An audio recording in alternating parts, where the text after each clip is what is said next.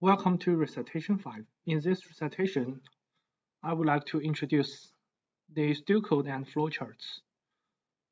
The reason we introduce flowcharts and the Pseudocode is that when we design an application with programming, we need to first design the whole computation and operation process for this application or project. Therefore, we need to first build up a conceptual project in our mind. Therefore, the flowcharts and Pseudocode is very important for us to build up a conceptual project before we start the programming. First, I would like to talk about flowcharts. And before we draw a flowchart, we need to get familiar with the symbols and the blocks which are used in drawing the flowchart. There are mainly 6 types of symbols or blocks in building up a flowchart. The first one is oval. An oval represents for the start or end for a flowchart. The second type of symbol is arrows. A line which connects different blocks or symbols are connectors that show relationships between representative shapes. The third type of symbols are input or output symbol. This type of symbol is represented by a parallelogram. Next is a process. A process is like you can do a computation, or you can just do some operation. They are called processes. A rectangle represents for process. You need to remember the corresponding relation between symbols and their representative shapes. It is very important. If you use wrong representative shapes for the symbols, the flowchart cannot be read by others. Next type of symbols are decision. A diamond shape indicates a decision process. And the last one is a connector. A connector is a circle. A circle connects other symbols such like arrows. Connector is not very popular or widely used in building up flowcharts. The first 5 type of symbols are pretty important. Okay.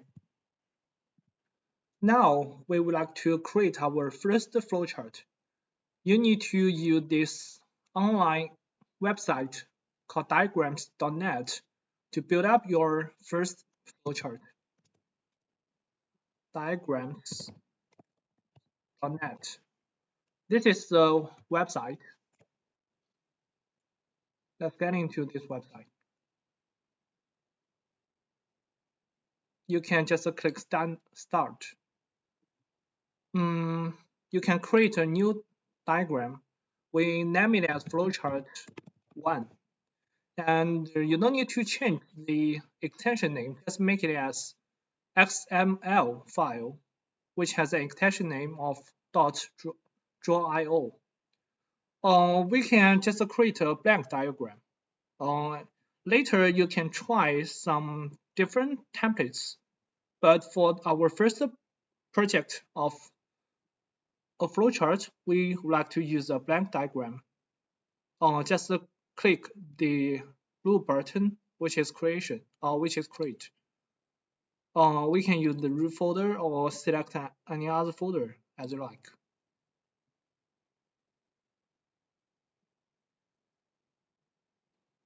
I just copied the reference table to our flowchart project.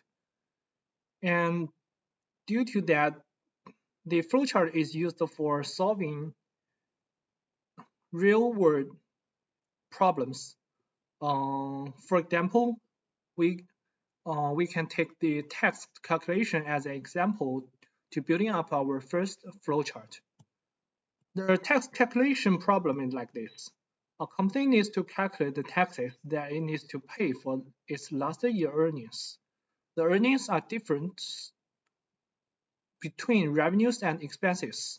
The tax rate is 20% if earnings are less than $500,000. Otherwise, tax rate will be 30%.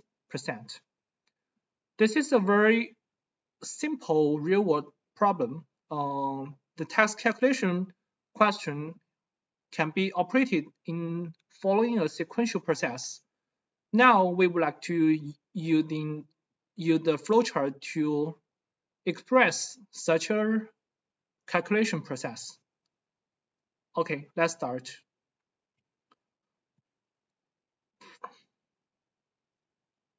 Now we can give a brief introduction to the usage of this diagrams.net website. There are a lot of buttons and menus like files, like edit, like view. You can try it by yourself. How to just insert a symbol or representative shape into the project. The operation is pretty simple. Right here, there is a bunch of shapes. For example, if we want to add a start symbol to our project, this is a rounded rectangle. Now we can just drag this rounded rectangle shape into our the start or end symbol is an oval rather than a rounded rectangle. So you can move an ellipse right here. This is the start symbol. Next, in our tax calculation problem, there are two main inputs. The first one is revenues and second one is expenses. Therefore, we need two parallelograms to represent for the two inputs. Now, please move two parallelograms right here. The first parallelograms and second parallelograms. You need to remember that in the flowchart, the number of parallelograms is decided by the number of inputs. For example, in our tax calculation problem, there are two inputs, revenues and the expenses. Therefore, we need two parallelograms. Also, we can add the necessary text into the representative shapes. First one is start, and second one is revenues. Yes, the second parallelogram is expenses. After this, we need a calculation process, which is to just calculate the earnings. For the calculation process, the representative shape is a rectangle. Now we move the rectangle into our flowchart. The text should be calculated. Earnings. Okay. After the calculation process, we need to just decide the tax rate because the decision process has a condition of earnings, which means that if the earnings are less than $500,000, the tax rate will be 20%, otherwise it is 30%. Therefore, there are remaining two branches of this decision process. First, we need to add a diamond to represent for the decision. Now, a diamond represent for decisions. The decision condition is earnings less than $500,000. We can make it large.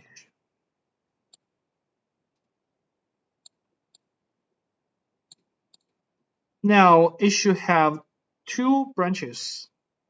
the first branch is the tax rate is 20%. The second branch is the tax rate is 30%.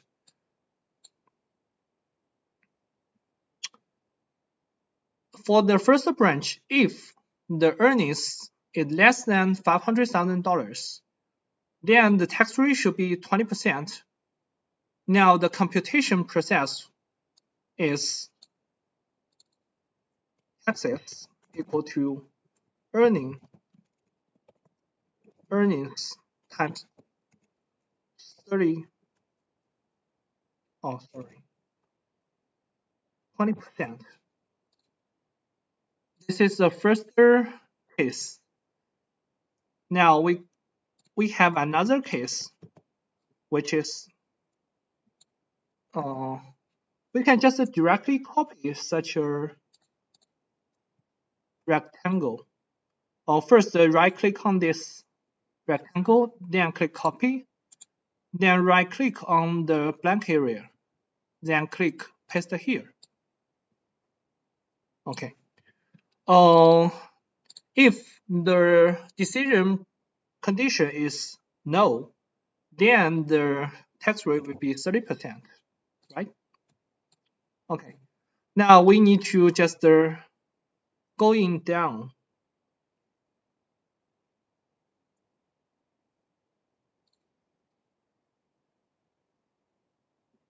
Now, because after we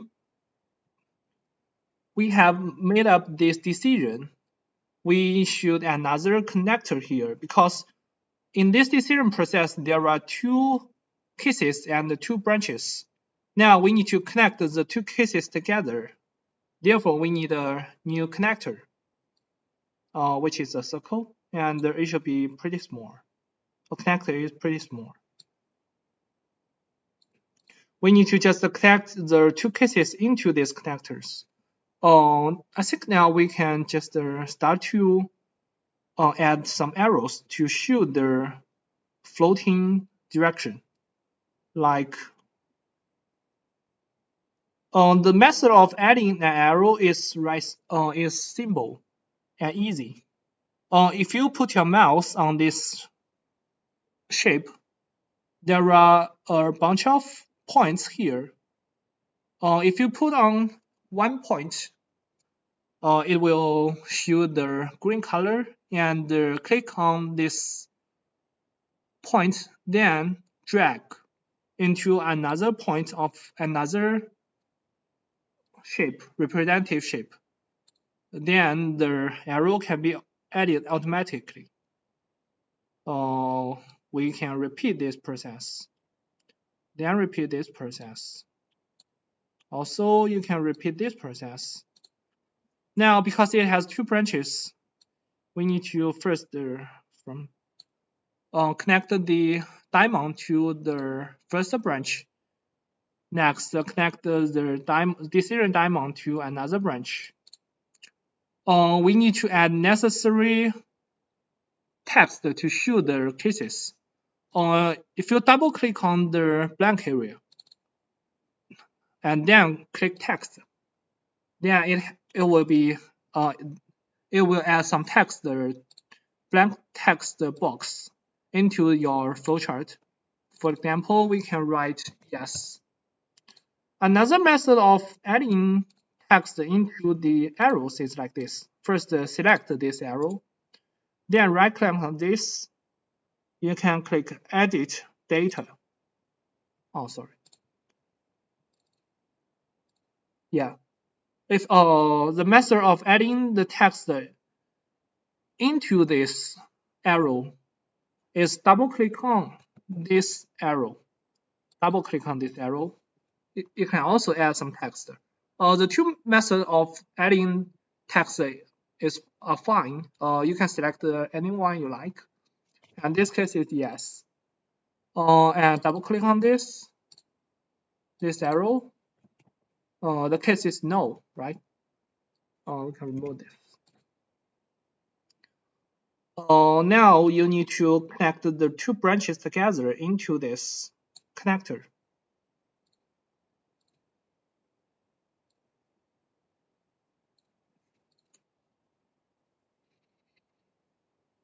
Now we have come to the end of this flowchart. Because we have the inputs, therefore correspondingly we should have the output. The output shape is also parallelogram. Now please add a parallelogram to the end of this flowchart. And it should be display access, right? Because we have a start and also we should have an end. They are corresponding to each other. It should be another ellipse. And you need to write end. Now please connect this connector to this output and connect the output to the end of this flowchart. Now this is a very simple flowchart. We have built it up as our first flowchart. I think the whole process is pretty simple. With the graphic interface, you can just drag the necessary shapes into your flowchart rather than just write some code or do some programming. I think this method of creating a flowchart is pretty simple. You can also click on these representative shapes and you can edit the styles of these representative shapes, like changing the color or like this. You can use the colors to differentiate different symbols, different categories of symbols, like this.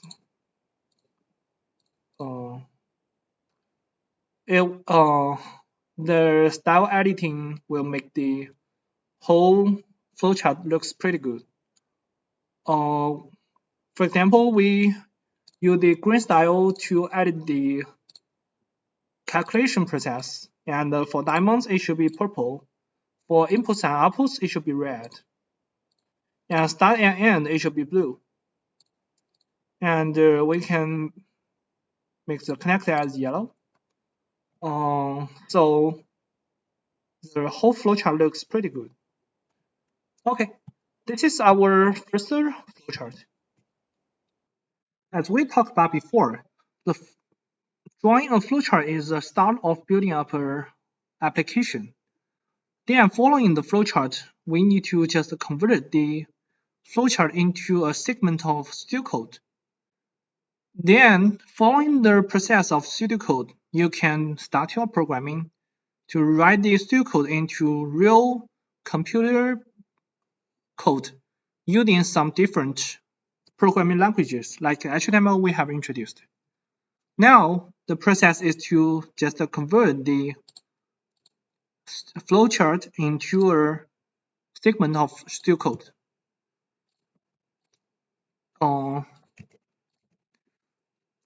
Now, once we have already got the whole flowchart, we can just export the flowchart into an image.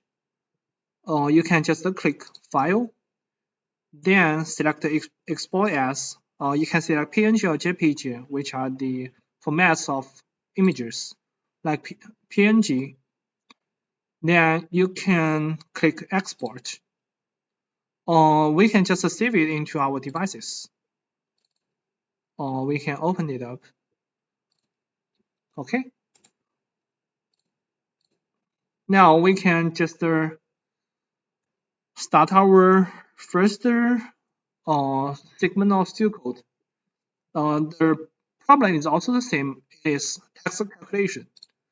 Following the flowchart, I can copy and paste the flowchart into this area. Wait, I just copied the flowcharts we have drawn before into this document 1. I just opened up a new document with Microsoft Word.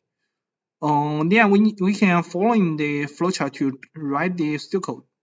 The start of the pseudocode is also the same. We should first write start, S-T-A-R-T. Now, after the start, we can add some indents. The first,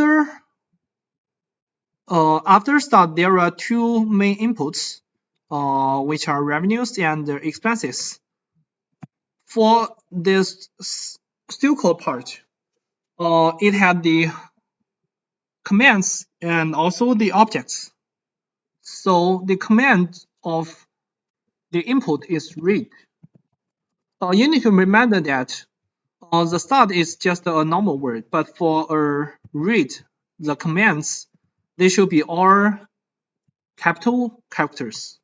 So READ.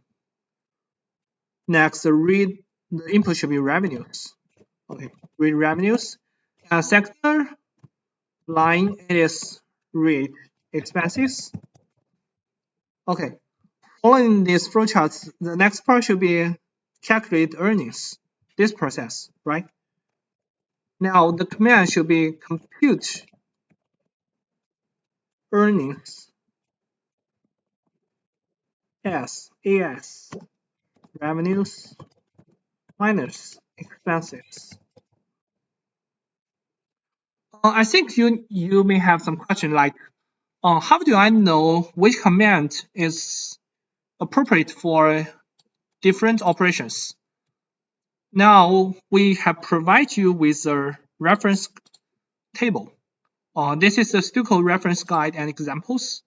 There are a sequence of corresponding relations between categories of symbols and the instruction commands.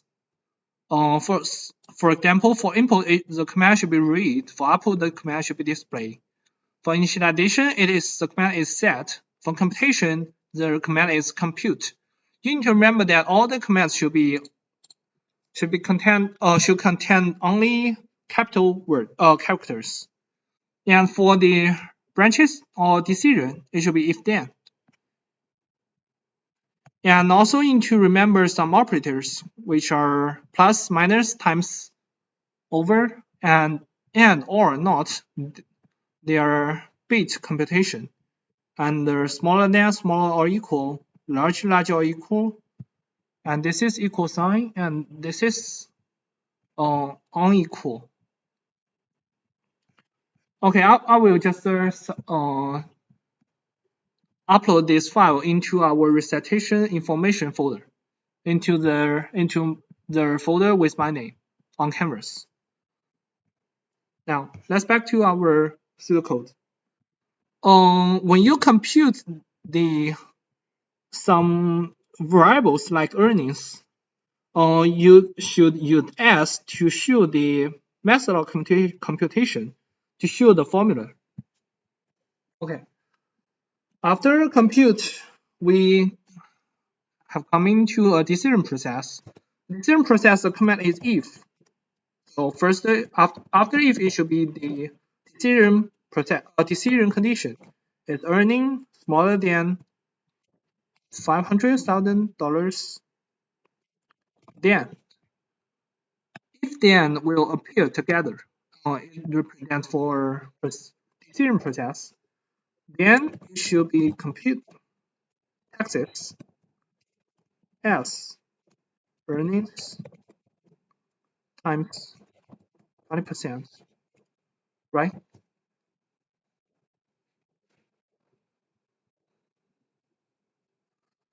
We have just shown the case of yes, and also we should have the case of no, right? If the case is no, it should be else command. Then compute taxes as earnings times 30%. Okay. Once we have an if, we need to remember to add an end if. An if is corresponding to an end if. It is a pair of commands. They will appear together. So once you have added an if to your Pseudocode, don't forget to add another end if.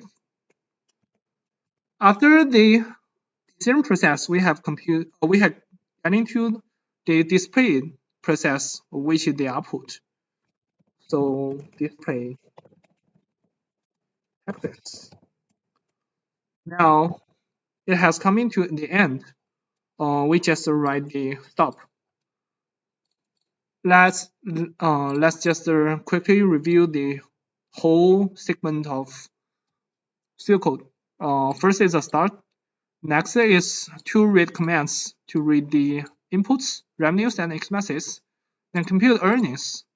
The compute command will appear with AS. Then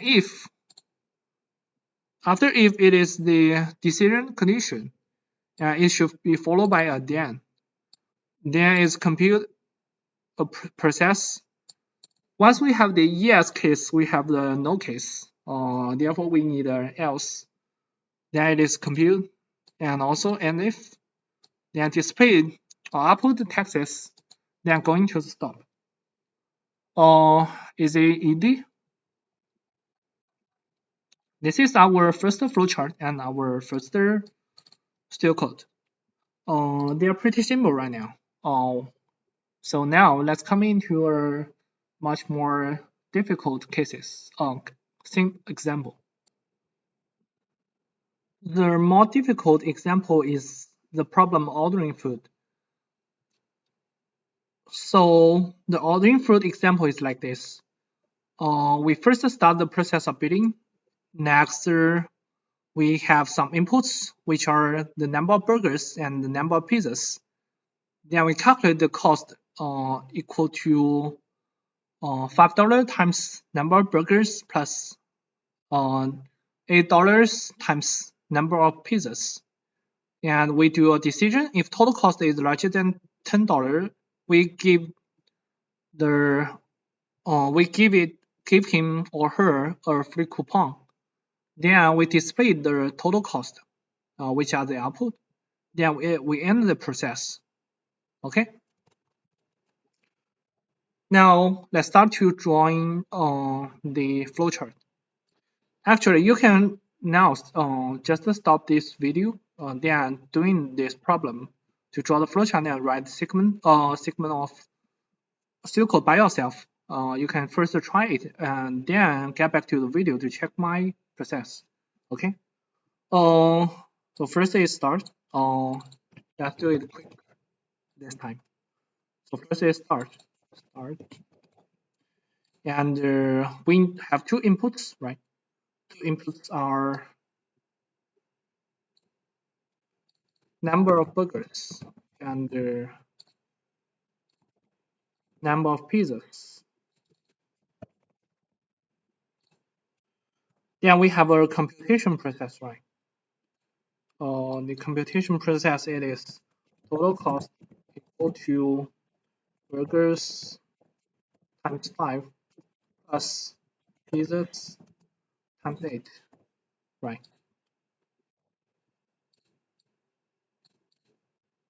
Now we can connect them together.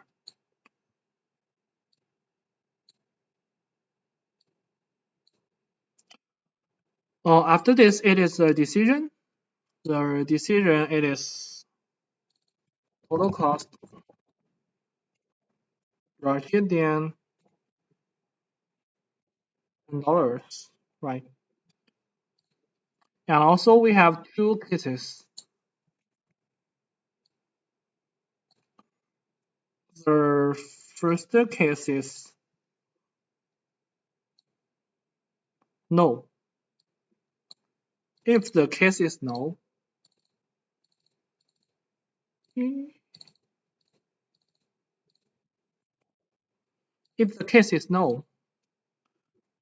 can just display total cost directly, right?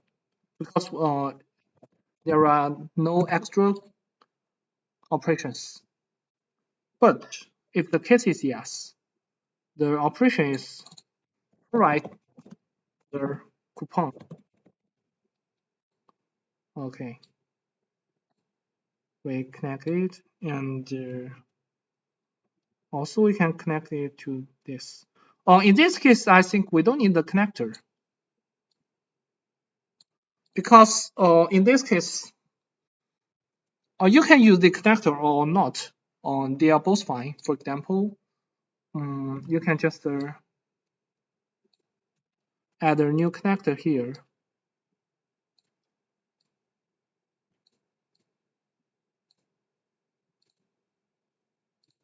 Okay, and moving this to the connector. Okay, and I believe this case is yes. Okay.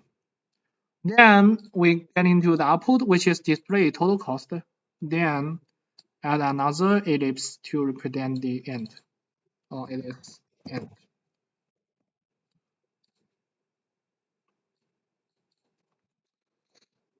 Okay, so this is the flowchart for the ordering flow problem.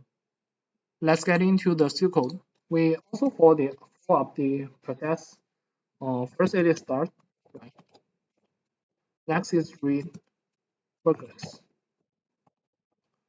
Next is read users. Next compute. Sorry, they should be all capital words. Compute total cost as 5 times burgers plus 8 times pizzas. Next is if total cost larger than $10 and if it is larger than $10, we just provide a free coupon. Because when the case is no, we didn't do anything. So we don't need an else command here. We can just add an end if directly. Then it should be displayed total cost.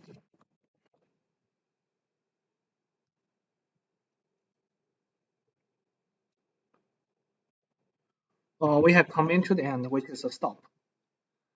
This is a problem of ordering food. Let's come into the third example. Third example is really difficult. It is a store discount problem.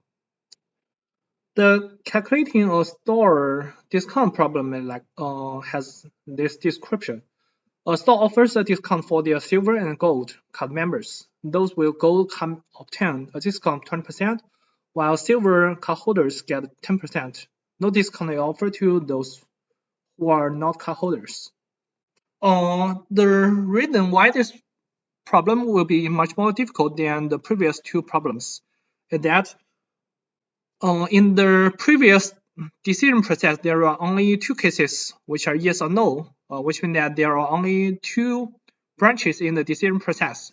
But in this problem, there are three decision process, right? The first case is the buyer is not a card holder. Second is they are gold card members, and the third is they are silver card members. So we need to use a sequence of two decision process to represent the three branches or cases. Therefore, the flowchart will be like this. First is also start.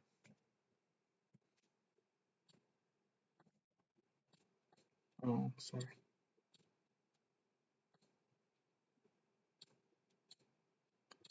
And start.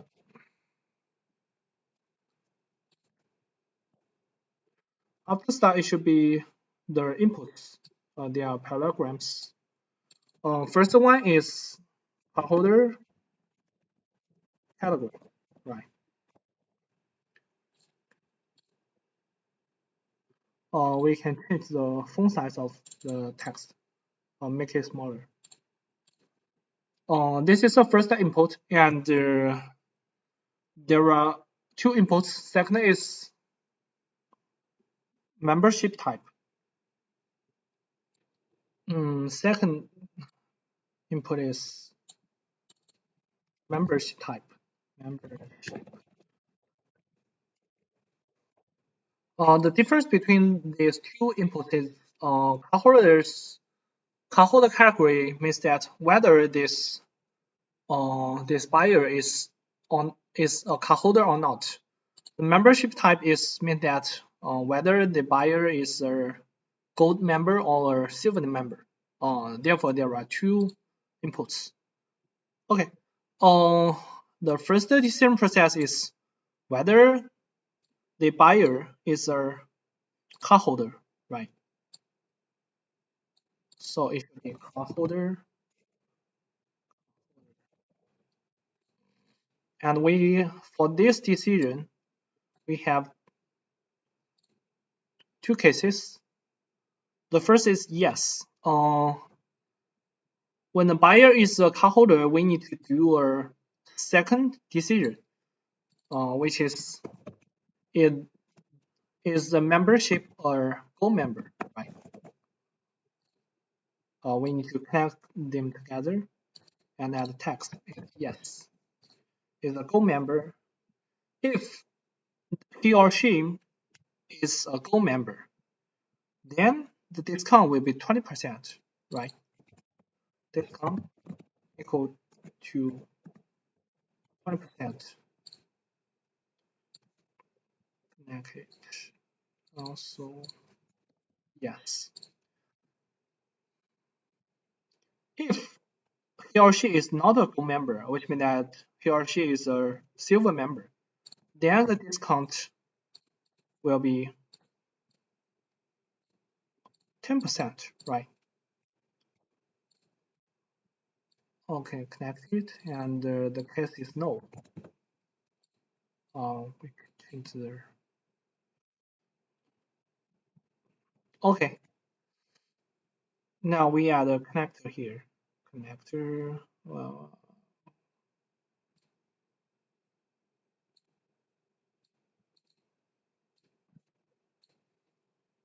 add them together.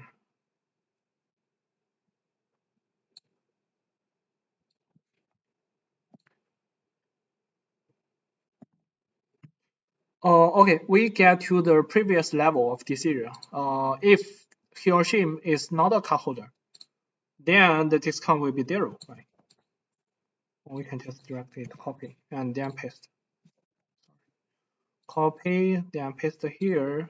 Discount will be zero, right? Then we need another connector. Copy, paste here. Then we connect this decision with the second level decision. Okay. Then we have come into the output. The output is display discount. And also we have an end, which is E, E, and D. Okay, cool.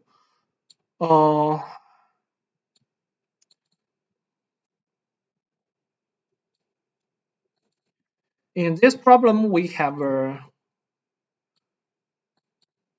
a sequence of decision processes. The first decision is cardholder or not. The second decision is gold member or not. It is a nested decision process.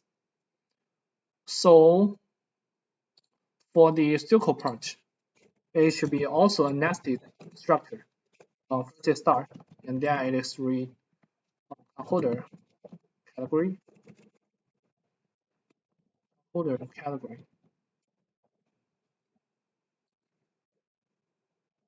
Next is read membership.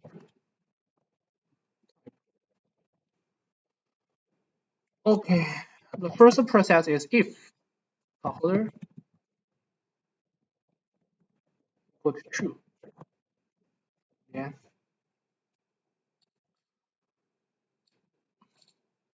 In the world of computers, the symbol of double equal is different from symbol of single equal. When you do a decision whether A is equal to B, you need to use the double equal sign. And if you want to just assign the value of B Into A, you need to use the single equal sign. We will cover this part detailedly in our next recitation, which is about the programming with JavaScript and also HTML. You just need to remember that the double equal is used when you do a decision whether A is equal to B. Or if holder equal to true, then we make the second level decision, which is if membership equal to code, then uh,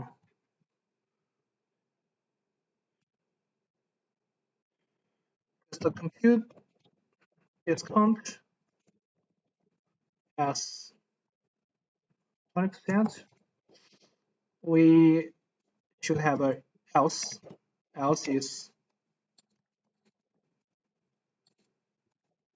compute discount as 10%. Because we have it is a nested decision structure. We have the second level if, and then we need to add the and if right here. Okay.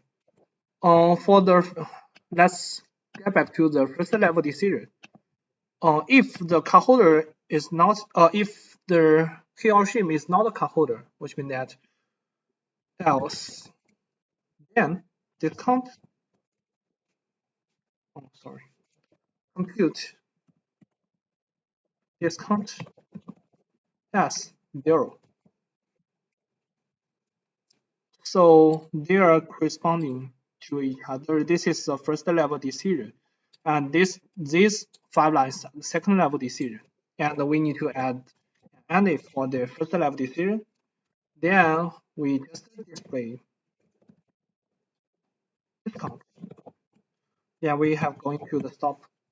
This part is a little bit difficult.